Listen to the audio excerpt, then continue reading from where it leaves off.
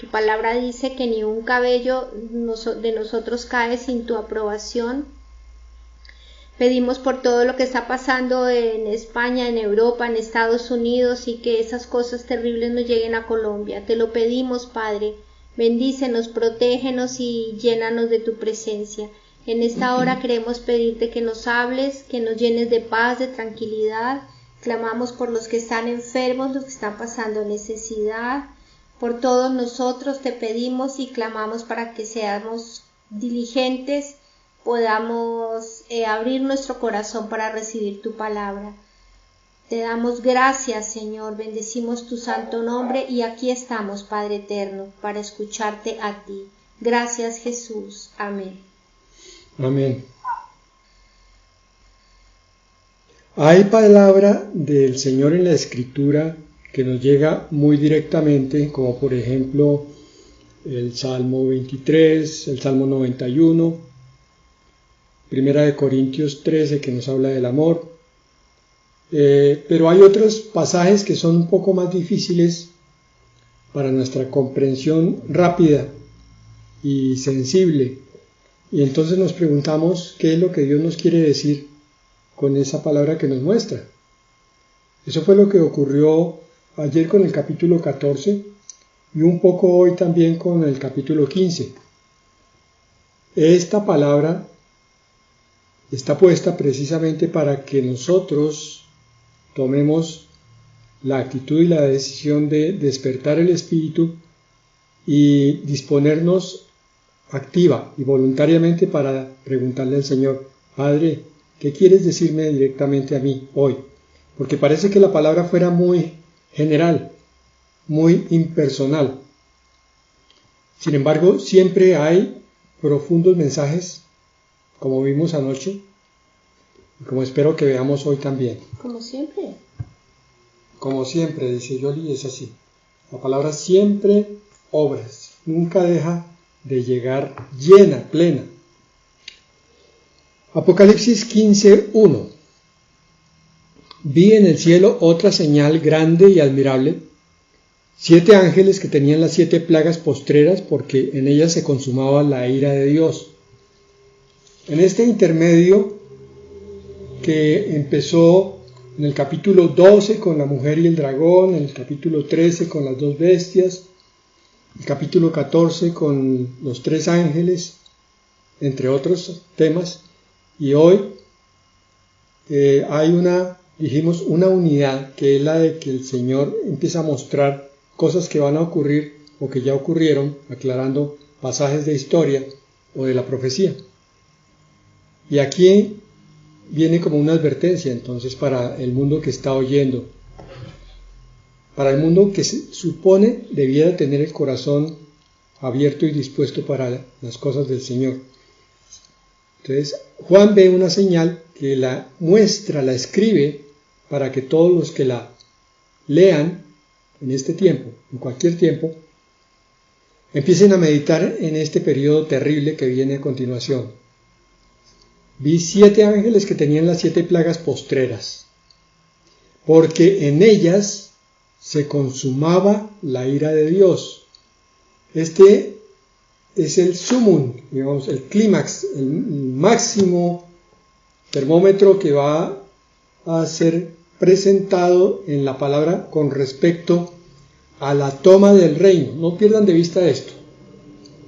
Lo que el Señor está haciendo aquí es acabando con toda oposición para inaugurar su reino prometido a Israel como posesión y a la iglesia como administración.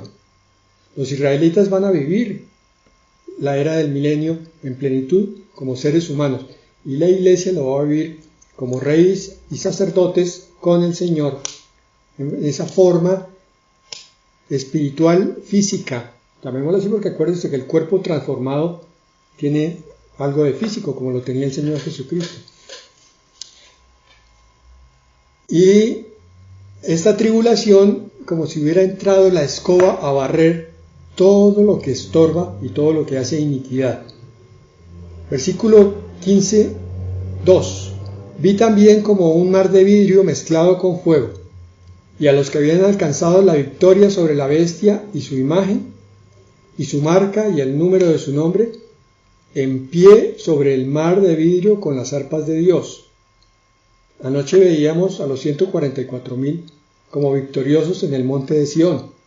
Ahora vemos todos los que ya subieron al cielo, que pasaron por la tribulación y la gran tribulación, por lo menos en una parte, y ahora están arriba, viendo y contemplando esa promesa hecha realidad.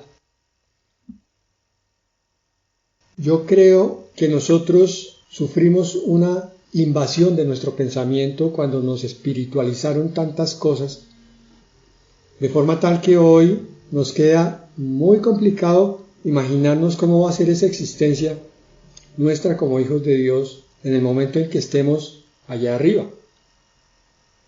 Pareciera que el estar en la eternidad es algo muy etéreo, muy nebuloso, muy invisible, y no alcanzamos a ni siquiera imaginarnos que podría ser de otra manera. Como tantas veces lo he dicho, esta realidad sobrenatural es mucho más palpable y sensible que la misma realidad física que tenemos nosotros aquí hoy.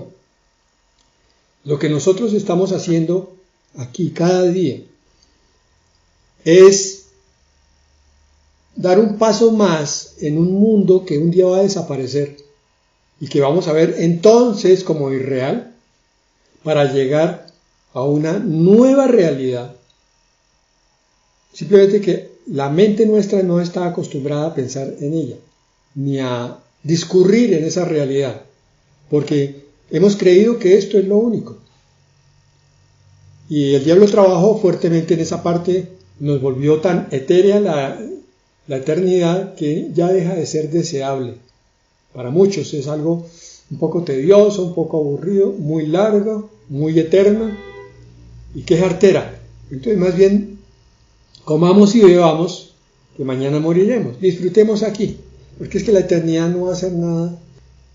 Vamos a ver que no es así. Vamos a ver que de pronto tenían razón todos esos testimonios de personas que se supone que han ido por un tiempo a la vida eterna y han vuelto para regresar con testimonios y nos han contado cosas maravillosas de allá. Sobre todo, por ejemplo, que los colores son mucho más vivos que los que son acá, que la naturaleza es también mucho más activa, parece tener una vida más elevada que la que tiene aquí, y que los pisos son reales, que nosotros caminaremos por esa eternidad, apoyando los pies, también moviéndonos con la velocidad del pensamiento, quizás volando como los ángeles. Todo eso al tiempo. Cogemos a Dios y lo achicamos y lo limitamos y lo metemos dentro de un cajón de zapatos, decía un pastor alguna vez, tan chiquito que nos cabe, porque le hemos quitado todos esos atributos de grandeza, de eternidad, de gloria, y lo que Él ofrece también nos queda como muy difícil de comprender. Los que lleguen a la eternidad, los que lleguemos, vamos a ver y a entender el cómo y el porqué de tantas preguntas que tenemos aquí, tantas inquietudes, que es bueno tenerlas y hacerlas. Al entender entonces, sentirán necesidad de reconocer de dónde viene toda esa creación, cosa que nos falta a veces a nosotros. Y al reconocer el autor de la creación, entonces lo vamos a alabar espontáneamente, porque vamos a ver la gloria de su creación en todas las cosas. Eso es lo que pasa con estos victoriosos. En pie, con arpas. En el versículo 3 dice, cantan el cántico de Moisés, siervo de Dios, y el cántico del Cordero, diciendo, grandes y maravillosas son tus obras, Señor Dios Todopoderoso, justos y verdaderos son tus caminos, Rey de los santos. En la visión de Juan hay pocas palabras de alabanza, pero muy abundantes al ser desglosadas en aspectos. lo que importa es que entendamos que la alabanza no es un paso ritual de nuestra congregación. Ya ahora con la virtualidad no nos queda tan sencillo congregarnos como se hacían los cultos antes, completos, donde se iniciaba con alabanza, continuaba la palabra, la cena y al final otra vez alabanza. Y poco a poco nos íbamos introduciendo en ese espíritu de alabanza de tal manera que empezábamos a sentir cosas maravillosas. Empezábamos a sentir tocado el espíritu, nuestro espíritu, por causa del Espíritu Santo. Y entonces ahí empezábamos a comprender cuán importante es para el espíritu humano la alabanza. Cuando encontramos un versículo como este, tenemos que parar, leerlo con calma y volver a recordar que la alabanza es una parte de la naturaleza que Dios puso en nosotros. La alabanza es algo que se da espontáneamente cuando uno reconoce que Dios tiene. Cuando no lo conoce, obvio, es imposible alabar a Dios. Yo no puedo decir, grande eres tú si para mí es un Dios chiquito. No puedo decir, santo eres tú si para mí es un Dios permisivo o injusto. Pero si yo empiezo a conocer todos los aspectos de este Dios, incluso los que veíamos ayer, los temibles mejor de Dios, entonces yo veo todavía más grande a mi Dios y por tanto es mayor el deseo de alabarlo. En vez de salir huyendo aterrado de un Dios que es temible, lo que hago es caer de rodillas con más prontitud a rendir mi ser y a darle honra y honor. Versículo 4. ¿Quién no te temerá, oh Señor, y glorificará tu nombre? Aquí está lo que estaba diciendo. Pues solo tú eres santo, por lo cual todas las naciones saldrán y te adorarán, porque tus juicios se han manifestado. Hermanos, miren, ocurre que a veces no reconocemos los tiempos que estamos viviendo.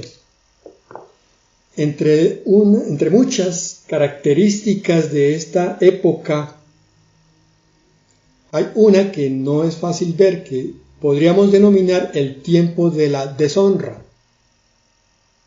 Se critica a todo el mundo. Yo critico a mi vecino, critico al policía, critico al alcalde y de ahí para allá.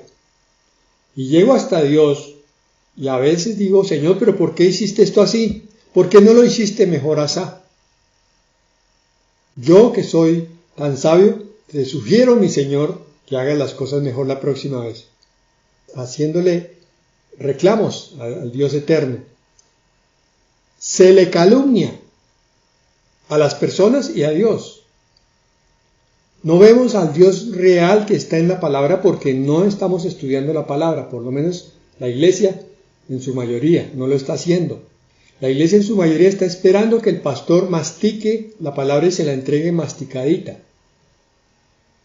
Pero la iglesia no está estudiando a fondo la palabra de Dios para llegar a conocer a ese Dios y poder saber cuál es el Dios propio, porque no es el Dios de la iglesia, de mi iglesia, ni del pastor, es mi Dios. Y como se critica y se calumnia, se menosprecia a los hombres, a las autoridades y también a Dios. A Dios lo vemos a veces como limitado, como pequeño, como que no es capaz de hacer cosas. Y entonces, ¿qué pasa? Que el verdadero creyente, cuando encuentra palabra como la de Apocalipsis, comparado con el Antiguo Testamento al tiempo, el verdadero creyente replantea la visión de sí mismo y la visión de Dios, y por consiguiente la visión de sus hermanos. Estudiar la palabra de Dios te sirve para apreciar mejor las cosas que tu hermano hace y dice, aunque se equivoque y aunque te hiera, porque tú descubres que tú eres igual o peor que él, y que entonces no tienes por qué andar juzgándolo, y que por la misma razón, como tú fallas tanto como te lo dice la palabra de Dios, entonces ves a Dios y lo que haces es darle gracias por todo lo que Él te da. El Señor Dios es glorioso, es justo y en Él todo es cierto. Aquí dice, Señor Dios Todopoderoso, justos y verdaderos son tus caminos, maravillosas tus obras, Rey de los santos, la verdad de Dios, la grandeza, la pureza de Dios. No vamos a encontrar un solo aspecto, si conocemos la palabra, que podamos decir, pero ¿eso por qué? Si no conocemos la palabra, entonces estamos listos a criticarlo. Aunque claro, digamos que no, obvio que no vamos a aceptar eso ante la congregación, pero eso es lo que ocurre. Versículo 5. Después de estas cosas miré, y he aquí fue abierto en el cielo el templo del tabernáculo del testimonio. ¿Qué cosas hay en el cielo? Una buena pregunta. ¿Qué cosas hay en la tierra? Otra buena pregunta, que puedan ser reflejo de lo que hay en el cielo. ¿Y qué cosas ordenó Dios que fueran reflejo de cosas del cielo? Esta es una. El tabernáculo, el mueble del Sancta Sanctorum por excelencia, el mueble que estaba enchapado en oro, es lo más representativo de lo que es la santidad en el cielo. Si no conocemos en el Antiguo Testamento la figura que construyó, según la instrucción de Dios, Moisés como tabernáculo, y si no sabemos dónde estaba colocado y por qué razón estaba en cierta parte del lugar santísimo y no en el lugar santo, y qué es lo que hay en el lugar santo del tabernáculo, del templo de reunión, y por qué está así, tampoco vamos a entender por qué a veces estamos alejados de Dios o un poco más cerca o en completa intimidad. Eso es lo que pasaba con los israelitas cuando entraban al tabernáculo. No podían entrar al sitio de comunión. Pero nosotros a través de la palabra vamos descubriendo que el Señor nos preparó un sitio por causa de la sangre del Señor Jesucristo para que pudiéramos llegar a ese lugar santísimo y sentir su presencia no solamente en la eternidad, sino aquí, en este tiempo. Pero yo me temo que muchos cristianos caminan con un desconocimiento tal, porque pónganse ustedes a pensar lo que es una predicación. Una predicación es algo que se le da a un creyente por 40 minutos promedio, una hora, una o dos veces a la semana. Pero si yo estuviera en el camino de la espiritualidad, yo estaría leyendo al menos media hora todos los días mi palabra, mi escritura, la de Dios. Entonces, ¿cómo voy a comparar la lectura mía con la que me da la congregación? En calidad, puede que sea un poco más profunda la de la iglesia, pero en cantidad, necesito comer todos los días. Entonces, ¿qué pasa? Que cuando vemos estas figuras que están en el Antiguo Testamento no entendemos por qué y para qué las mandó Dios y tampoco sabemos qué implica en nuestro acercamiento a Dios. Y entonces pensamos que estar junto a Dios, que estar buscando a Dios es llegar puntualmente a la congregación, a sentarnos y oír, punto. Y eso es todo lo que es buscar a Dios. No, eso es la parte más pequeña de buscar a Dios. Llegar a la congregación es llevar el Espíritu para disponer el recibir el mensaje que Dios tiene para nosotros en ese momento, porque le plació así. A Él le plació coger a otro hombre que es tan pecador como tú, tiene tantos defectos como tú, pero a Él lo pone a hablar palabra para exhortarte a ti, para que tú veas que tú puedes hacer lo mismo con otros. Y el propósito de todo eso es simplemente que salgas a tu casa o a tu sitio de intimidad con Dios y la palabra que te dio ese pastor, que pareció casualidad, porque ese hombre que se equivoca y que tiene defectos, tuvo que orar ante Dios para pedirle ese mensaje y el Señor colocó ese mensaje en el corazón porque sabe cuáles son las necesidades de los congregantes. Entonces llevó determinado mensaje y no otro. ¿Por qué hoy tenemos Apocalipsis 15? Buena pregunta. Y no ya estuviéramos mirando la caída de Babilonia u otras cosas. porque el Señor quiere hablarte a ti específicamente de esto y no de otra cosa. Entonces Él usa al pastor como instrumento, pero a ti te puede usar incluso mucho mejor cuando tú te dejas llevar a buscarlo a Él a través de esa palabra que Él quiere darte a ti en el momento en que te acercas al lugar santísimo, como si estuvieras entrando en el tabernáculo del testimonio. El Señor dice allá en Éxodo 25, dice, donde están los dos arcángeles mirando hacia el propiciatorio, porque allí yo me manifestaré a ti y te hablaré todas las cosas que el pueblo tiene que conocer. Se lo dijo a Moisés. Cuando entramos al lugar santísimo y nos acercamos al propiciatorio de forma adecuada, estamos abriendo nuestro ser para que Dios nos hable sobre lo que tenemos que hacer. Amén. Sobre cómo proceder en cosas importantes e incluso en las pequeñas de cada día. Versículo 6. Y del templo salieron los 7 ángeles que tenían las 7 plagas, vestidos de lino limpio y resplandeciente, y ceñidos alrededor del pecho con cintos de oro. Y uno de los 4 seres vivientes dio a los 7 ángeles 7 copas de oro llenas de la ira de Dios, que vive por los siglos de los siglos. Hoy vamos a profundizar un poquito con respecto a la ira de Dios. Una pregunta que se hacía ayer. ¿Por qué al Señor le ofende tanto la marca de la bestia? La marca de la bestia es el símbolo de que los que se marcaron más directamente, que quisieron creer en la bestia, es que no creyeron en Dios. Ahí va a haber de todas clases de paganos, de impíos. Está el que quiere hacer daño continuamente, el que quiere robar, el que quiere dañar a los demás, el que quiere usarlos. Pero también va a haber muchos incautos que solamente tenían un poco de pereza de buscar a Dios, nunca lo buscaron, nunca conocieron que había un Salvador, pero tampoco es que hicieran mucho daño. Sin embargo, se dejaron marcar por su propia ignorancia, porque nunca oyeron ninguna predicación, no la quisieron oír. Simplemente estaban anclados en este mundo. Estaban con los pies de plomo queriendo vivir en esta tierra, lo que la Biblia llama moradores de la tierra. Y el morador de la tierra es el que se deja marcar, ineludiblemente. Solamente los habitantes del cielo, los embajadores de Dios en la tierra, nosotros que conocemos la palabra somos los que sabemos el significado de esa marca y por tanto la vamos a rehuir de todas maneras, como sea, al costo que sea. Entonces, claro, al ver la marca de la bestia, se descubre inmediatamente un rechazo activo o pasivo hacia Dios.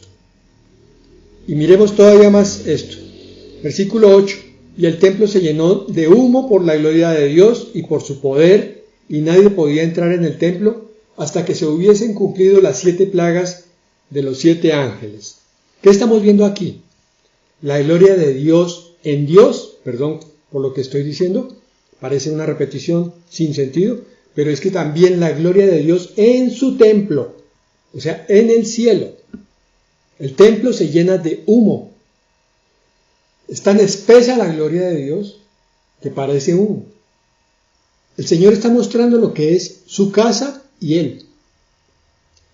Y aquí vamos a poner una especie de parábola como ejemplo para terminar de responder la pregunta del porqué de la ira de Dios. Supongamos que tú tienes una casa muy limpia y arreglada, pero descubres que tienes unos huéspedes que quieren vivir a su manera desordenada, sucia, caótica, dañando todo lo que tú has limpiado con tanto esfuerzo. Una pregunta, ¿te quedarías toda la vida tratando de convencerlos de cambiar cuando ya lo has hecho muchas veces? Yo no sé cuántos tendrían la paciencia de Dios, pero eso es lo que hace Dios. Somos inquilinos molestos. Unos pocos reaccionamos al llamado, pero el resto no. El resto sigue ensuciando su creación sigue destruyéndola, y el Señor ha advertido desde miles de años atrás, a través de profetas, a través de la palabra, a través de hoy en día de las redes, pero son muchos los que no quieren. Pero si además tú como dueña de casa le envías a estos desordenados y caóticos a alguien para que los ayude a limpiar, a mejorar, pero ellos lo rechazan y lo matan, ¿qué sentirías tú? Coraje. Estamos haciendo algo atrevido y es tratando de colocarnos un poco en el puesto de Dios para entenderlo. ¿Por qué? La ira. El Señor ha pasado miles de años tratando de convencer a los hombres que obedecerlo es bueno y que desobedecerlo, en primer lugar, es un daño que uno se hace a sí mismo, porque vienen las consecuencias de la desobediencia sobre uno. En segundo lugar, cuando uno es desobediente, hace daño a todos los que están alrededor de uno. El adúltero no solamente pervierte su alma y su cuerpo, sino que además daña a una mujer que es con la que está adulterando y a la mujer que era su pareja. Y de paso si hay hijos también. Y el Señor continuamente ha colocado por escrito en la conciencia, en la naturaleza, en otros hombres que prediquen, que hay pecados que solo dañan. Ya vimos, primero a mí mismo, segundo a los demás, y por último ofenden a Dios, por esto que estamos viendo aquí como para. Pero si además de todo esto tienes todavía paciencia y les adviertes que va llegando la hora de cobrar las deudas, que ya no quedan sino días, meses o un par de años como mucho, y ellos se burlan y te desafían y te menosprecian, ¿crees que sería duro llegar a la hora de la justicia? Bueno. ¿Por qué le pedimos menos a Dios entonces? ¿Por qué nos sobrecogemos cuando hablamos de un Dios de ira? Este es un Dios perfecto. Él da un tiempo de misericordia, de gracia, de perdón, de reconciliación, de abrazo.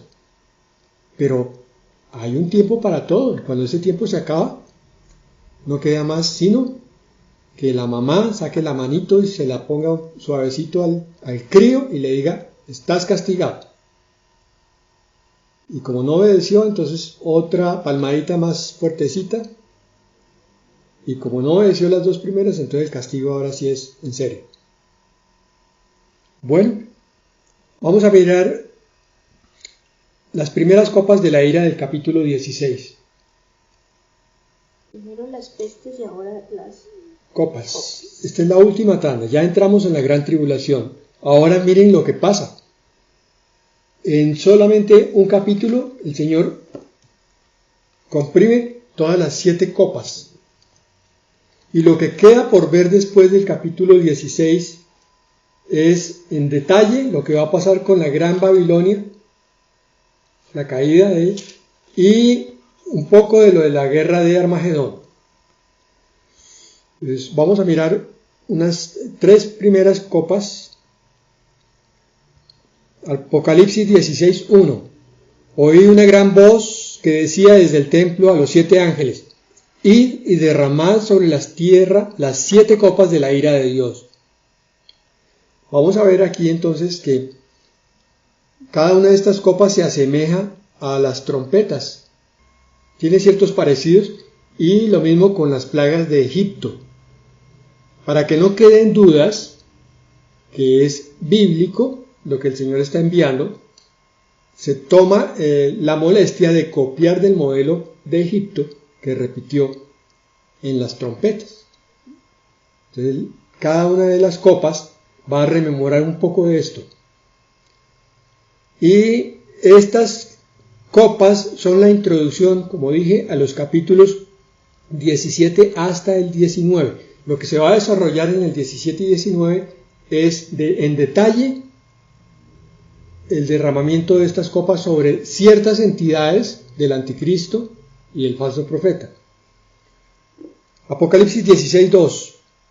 fue el primero de los ángeles y derramó su copa sobre la tierra, y vino una úlcera maligna y pestilente sobre los hombres que tenían la marca de la bestia y que adoraban su imagen.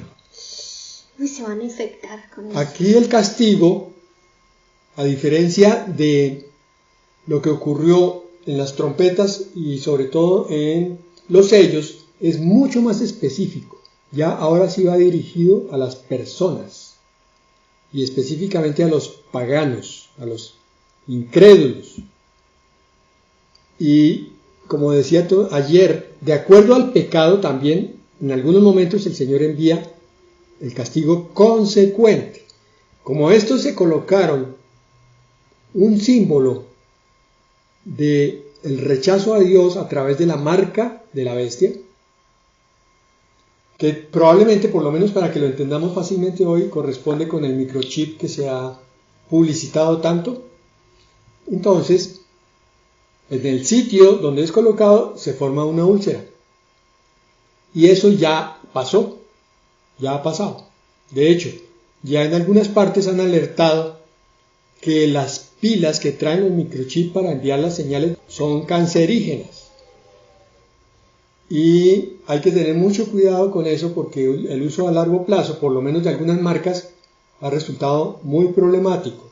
En otras partes parece que no ha habido tanto inconveniente, pero aquí en la gran tribulación, a todo el que se coloque la marca, se va a ganar una úlcera.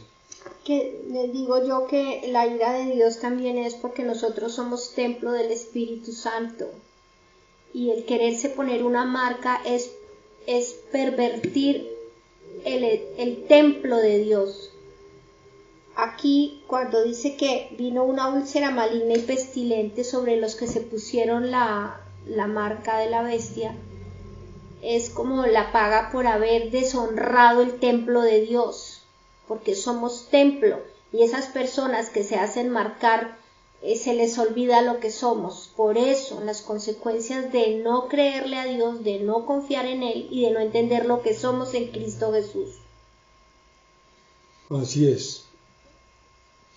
Si ustedes vuelven a estudiar esto en profundidad van a descubrir que hay muchos significados, mucho sentido profundo que podría dar para un tema largo, pero no nos vamos a detener tanto.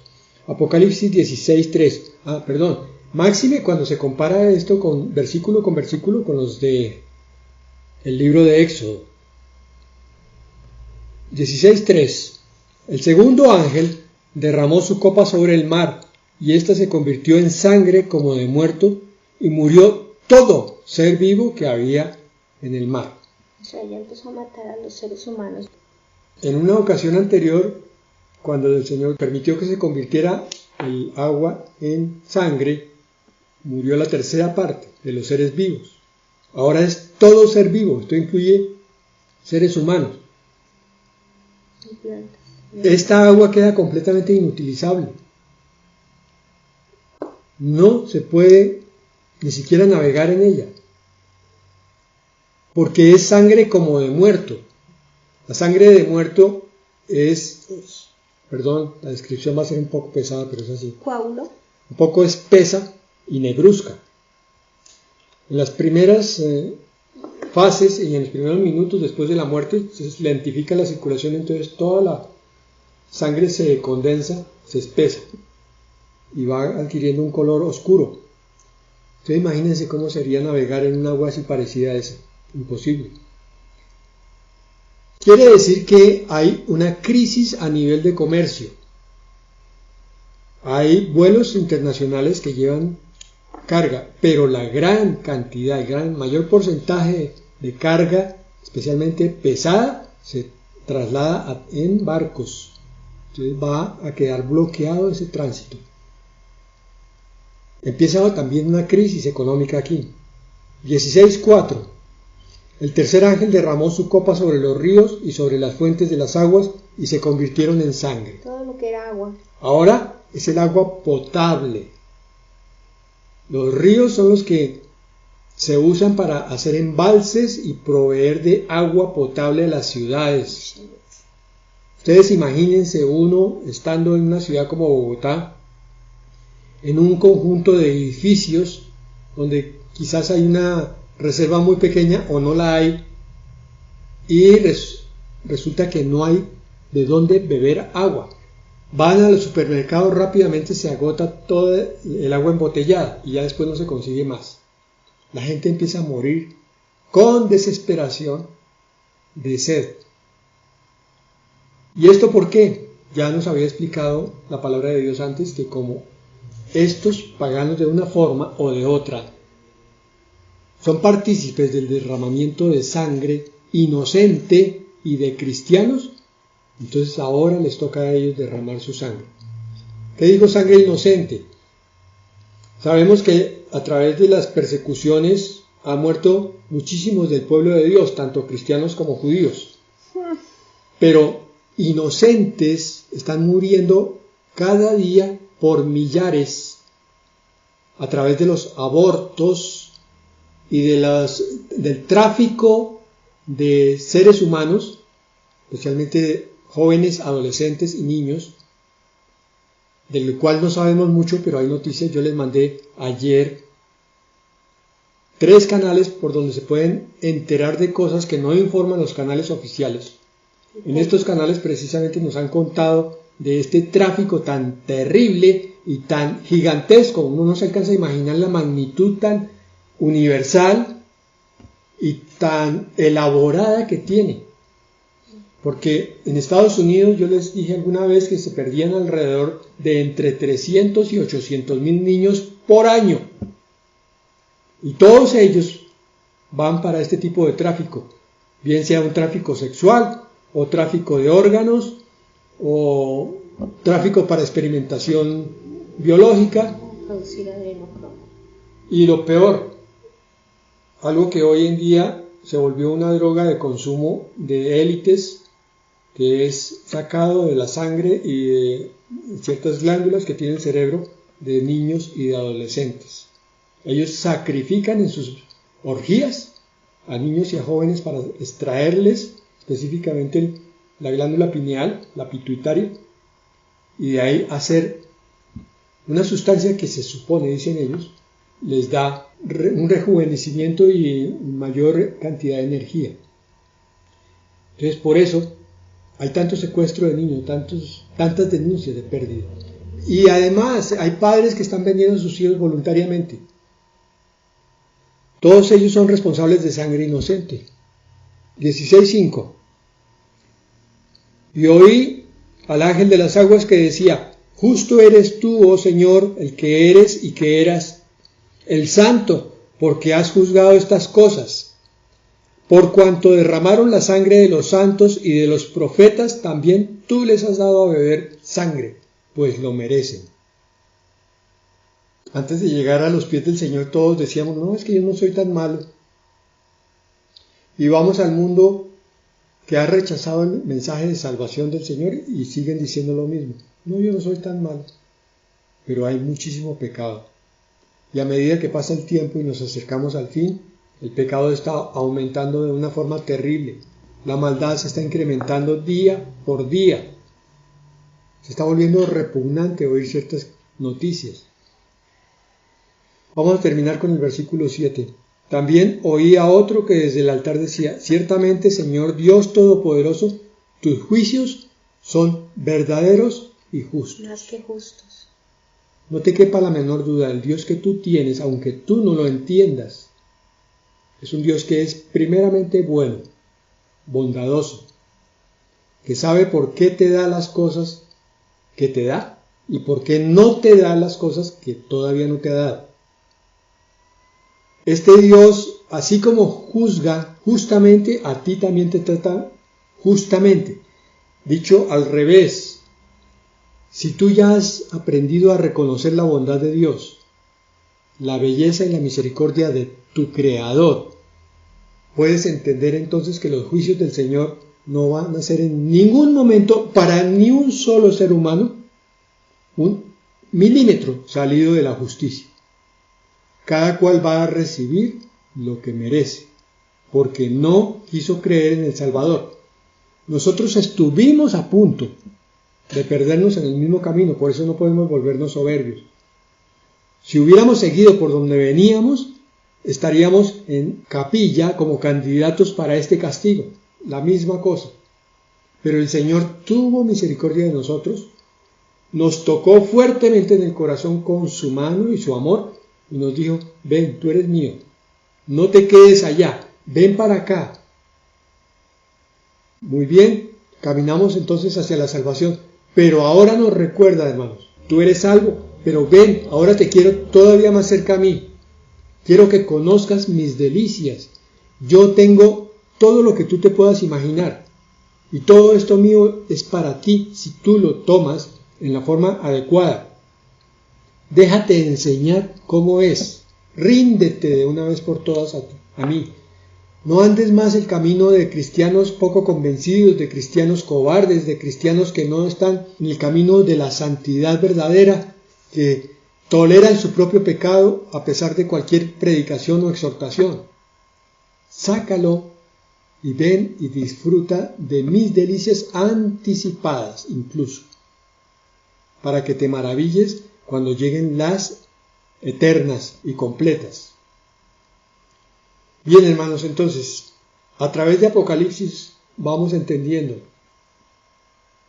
que hay un Dios, lo dije ayer, lo vuelvo a decir hoy, un poco desconocido porque no hemos profundizado en la palabra del Señor. Y conociendo estas facetas, entonces nuestro corazón debe estar cada vez más dispuesto.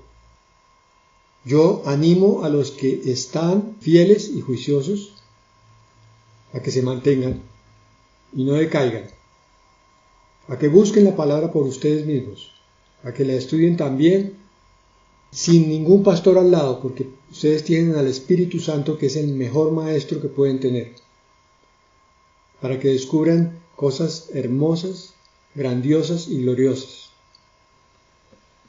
Vamos a orar.